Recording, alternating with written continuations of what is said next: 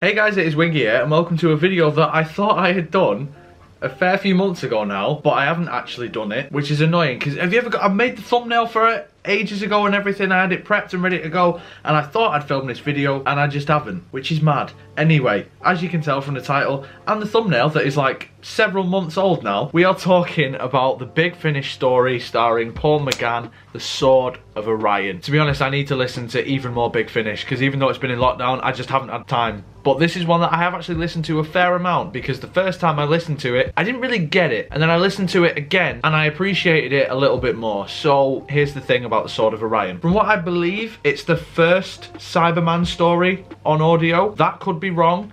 I may have made that up, but either way, it's definitely either one of the first or the very first. What's interesting as well is, in the McGann range at least, this is like the second story, and I like the fact that fairly early on, you've got the McGann Doctor against an established Doctor Who villain. Now the reason why this is interesting is, besides the TV movie where he faced the Master, even though that was a terrible portrayal of the Master, not necessarily just by Eric Roberts, but as in the way he was written with the weird snake and gloop stuff.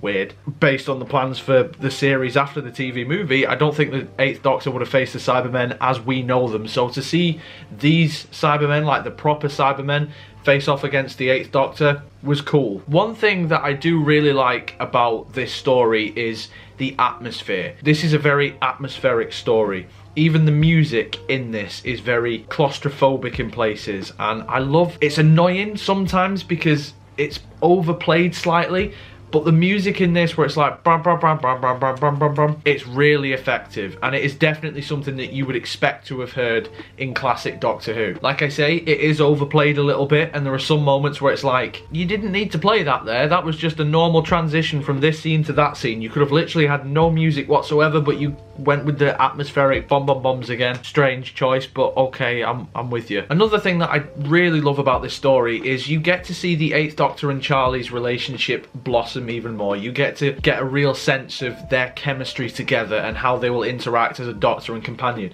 There's a scene, which I think is their first scene in the story, where they're in like this marketplace and the Doctor sort of goes missing and then just appears behind her and she's like, oh, there you are. Moments like that are really nice. I love the chemistry that both Paul McGann and India Fisher have together. They seem to just click really well. Again, like I said in my Storm Warning review, I am curious to see where this story goes, because I've heard a couple of things and I am interested to see how that's handled. I forgot to mention when I was talking about the music then, what I like is that they later used it in the Cyberman series, which I think I mentioned in the review for series 1. So the Cyberman series, if you're interested in that, I've done a review of it, so go check it out. Anyway, back to Sword of Orion.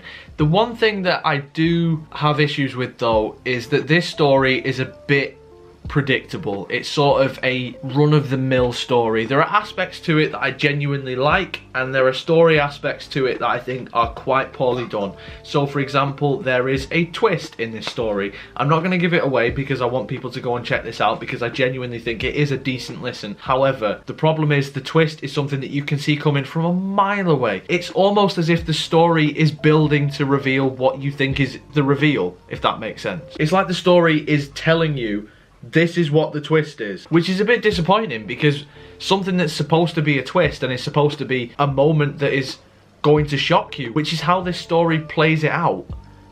It's bizarre. It's really bizarre, because it's giving you everything and yet expecting you to be surprised by it at the same time. The Cybermen are decent in this story. I don't think, I mean, listen, when people mention Cybermen and Big Finish, the go-to that they mention is something like spare parts.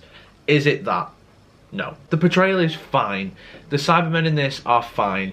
But I get the sense that in a story like this, you almost could swap them out with the Daleks or something like that, and the story wouldn't change a hell of a lot. Obviously the stuff with, you know, Orion, which would later be explored in the Cyberman series and whatnot. But those aspects, again, you can easily swap out them for a different villain, and they don't really feel that threatening. The atmosphere around them and when they start to appear is good, but when the Cybermen are at the full force in this story, you don't really get a full sense of that. It feels very easy to get around them. So by the end of the story, like I say, there's a sort of twisty thing, and you kind of are just like, alright, well that's done now then, is it? It was just that twist, boom, we're done.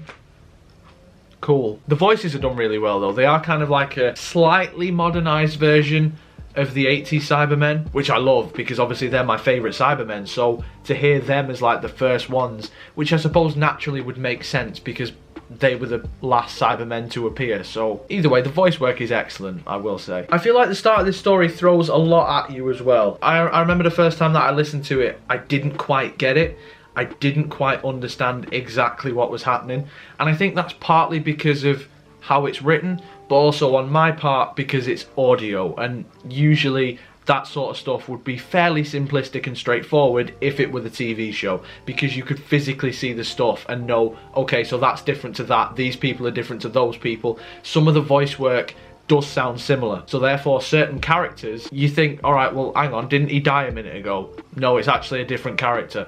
So again, I don't know if that's partly me or Big Finish or a mix of both. I'm not entirely sure. Maybe I'm just being an idiot, but I do remember that part one was a little bit initially like, I'm not exactly sure who we're with and what we're doing now. That's a bit confusing. Have I mentioned the McGann theme? Have I actually spoken about the McGann theme in Storm Morning? Because if I didn't, oh my god, it's one of my favourite arrangements of the theme, and I think some of the cliffhangers in this story, they're not like the best cliffhangers ever, but they're really good cliffhangers. And when that music thumps in again, oh, it gets me so hyped to listen to the next episode. I know that for the other Doctors, they don't have their own theme, at least initially. I don't know if they do get them later on, but with McGann having his own theme, especially for Big Finish, I love it. To be honest, I would just get these audios purely for that. But besides a great rendition of the Doctor Who theme, you also get more of the 8th Doctor, who I've got to admit is quickly becoming one of my favourite Doctors, because McGann is just excellent. And in a way, I'm kind of glad that he is mostly audio, because his voice is so good. If it was on TV, you'd almost feel like you were cheated because you could see other stuff and be distracted away from his incredible voice, which sounds mad,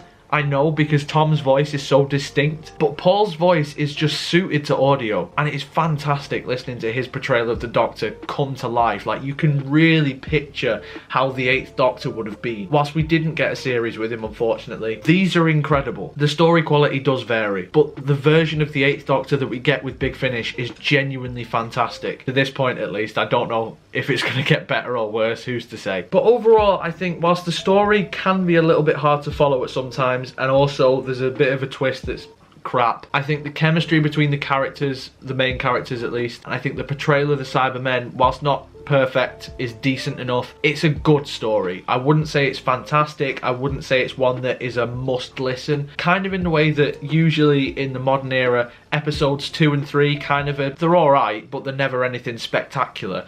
That's kind of the vibe that I get from this story, which is a shame because the performances from McGann and India Fisher are so good, and Nick Briggs as well, to be fair, as the Cybermen. The music is good, and I think the atmosphere in places is good, but overall, it's like a 6 out of 10, maybe 6.5 out of 10 overall. In the comments below though, guys, let me know what you think of Sword of Orion. Is it a great story to you? Is it a bad story to you? Whatever it is, you just let me know. If you enjoyed this video, make sure you leave a like on it, subscribe for more, because I'm probably going to review the McGann series, like the monthly range or whatever it was. So the next one out is going to be, oh, I can't remember the name of it. I know which story it is though, because Mark Gatiss is in it more. I know he's in Sword of Orion, but he's more predominantly in this one.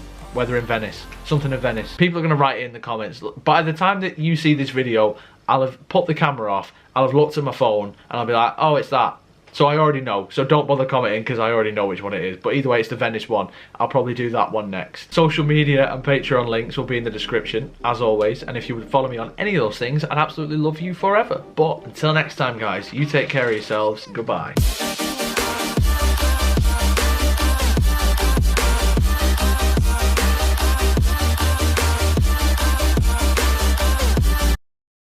It's the Stones of Venice.